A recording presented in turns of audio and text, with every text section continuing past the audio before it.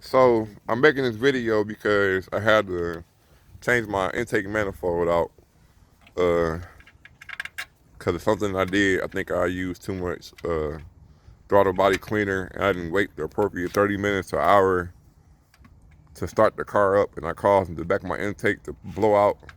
But getting to the point, I want to demonstrate something to y'all. Uh, this is a 4.7 V8 Dodge Ram 2002. And just to let y'all know, in case y'all putting your intake manifold back together and don't fuck up like I did, when you putting your intake back together, the bolts, like my mechanic is doing right now, once he moves his arm out the way, you'll be able to see. The intake manifold bolts go directly down from the intake into the engine block.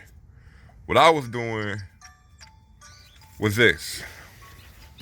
What I was doing was I was putting the coil pack over the spark plug. Let's see. Better. I was putting the coil pack over the spark plug, and then I was trying to take an intake manifold bolt and drive it through the coil pack and then into the intake. And that's not how you do it, because that's not the design. If you want to put your intake back together, first you put your intake manifold bolt into the intake and into the block, and it'll catch no problem. So this is the video to let you know something that I realized I did.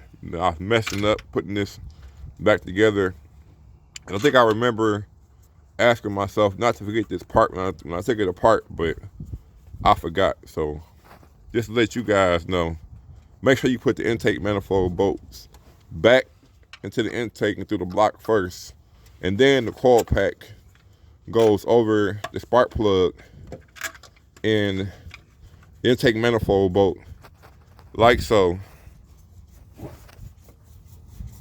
and then the nut goes on top of it. All right,